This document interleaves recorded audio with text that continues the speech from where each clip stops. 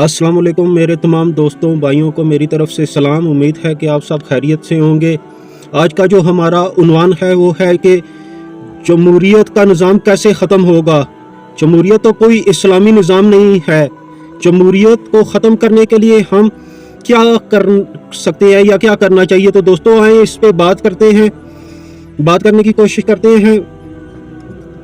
जमहूरियत का मतलब है अवाम का बादशाह अवाम में से, यानी इंसानों का बादशाह भी इंसान यानी पाकिस्तानी का बादशाह भी पाकिस्तानी होगा, जबकि हम सब तो अल्लाह ताला के बंदे हैं। हम किसी इंसान की बात क्यों माने, सिर्फ अल्लाह और इसके रसूल की बात मानेंगे। आज असम्बली में बैठे शराबी लोग हमको बताते हैं कि क्या काम हलाल है और क्या काम हराम है। अल्लाह अकबर। क्यों है ऐसा? क्योंकि हम इनके गुलाम हैं। दोस्तों अल्लाह ने हमें आज़ाद पैदा किया। हम क्यों इन हुक्मरानों की बात माने? हम क्यों इन की गुलामी कर रहे हैं? हम अल्लाह के बंदे हैं। हमारा बादशाह तो सिर्फ अल्लाह ताला है। यही वजह है कि जमहूरियत और शरीयत अलग अलग निज़ाम है। दोस्तों अल्लाह हमें कहता है शराब हराम है, और जमहूरियत में इस असम्बली में बैठे हुए शराबी लोग कहते हैं कि ऐसा नहीं है, ये है वो है, इस पे दलीलें देना शुरू कर देते हैं इधर उधर की। ये तो इस्लाम के मुखालिफ निज़ाम है। पाकिस्तान हिंदुस्तान से अलग ही इस बात पे हुआ था कि यहाँ पर इस्लामी शरीयत का निज़ाम कायम होगा। अल्लाह का कानून यहाँ पर चलेगा। कोई असम्बली नहीं होगी, सब इस्लाम का होगा। मगर हमारे साथ तो धोखा हुआ है। हम पर यहूदियों का जमहूरी निज़ाम नाफिज कर दिया गया। आहिस्ता आहिस्ता लोगों को इस्लाम से दूर कर दिया गया है। दोस्तों यही वजह है कि आज हमको एक दूसरे की तकलीफ महसूस ही नहीं होती। पाकिस्तान में जमहूरियत के खिलाफ जो भी बोलता है इसको इंतहा पसंद या दहशतगर्द करार दे दिया जाता है। इस पर दहशतगर्द और गद्दारी के फतवे लगा दिए जाते हैं। जमहूरियत में लोगों को जमहूरी तमाशों में लगाया जाता है, जिसमें अमीर लोग, अहम तरीन लोग, करप्ट हुक्मरान इन बैरूनी एजेंसियों के सहूलतकार बने हुए हैं।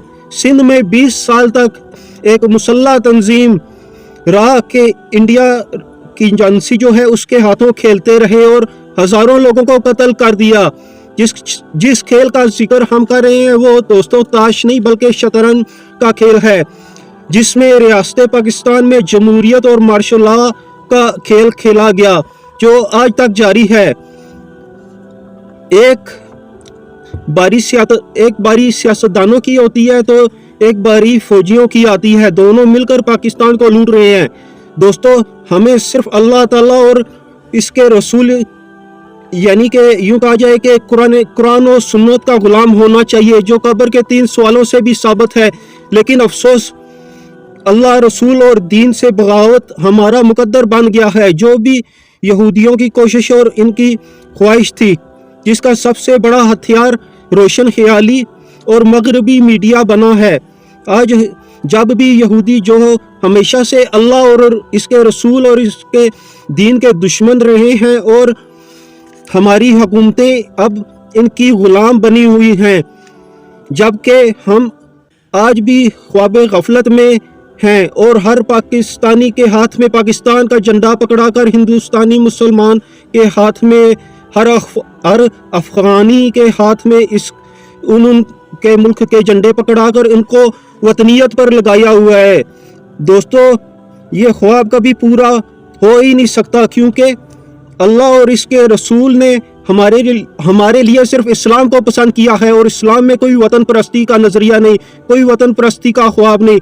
दोस्तों इस्लाम में कोई वतन परस्ती का कोई कॉन्सेप्ट ही नहीं है। क़यामत में आपसे यह नहीं पूछा जाएगा कि आप पाकिस्तानी हो, हिंदुस्तानी हो, अफगानी हो, क्या नहीं हो। इस्लाम ने हमें यह सिखाया ही नहीं है। ये पाकिस्तान का मुसलमान है, ये हिंदुस्तान का मुसलमान है, ये अफगानिस्तान का मुसलमान है। वतन परस्ती को सबसे पहले हम लोगों को छोड़ना होगा। ये तो यहूदियों की साजिश है। यही तो जमहूरी साजिश है कि मुसलमानों को अलग अलग कर दिया जाए। ये सब जमहूरी निज़ाम से हुआ है। हम में वतनियत का मादा भर दिया गया है। हमें ये सोच डाल दी गई है कि وطن پرستی ہی سب کچھ ہے، لیکن ایسا نہیں ہونا چاہیے دوستو۔ اللہ سے دعا کرتے ہیں کہ اللہ تعالی ہم سب کو ان باتوں کو سمجھنے کی، ان پہ غور و فکر کرنے کی توفیق عطا فرمائے، اپنے دین پہ چلنے والا بنائے اور اس ملک سے جمہوریت کو ختم کرے، خلافت کا نظام، اسلامی نظام نافذ کرے۔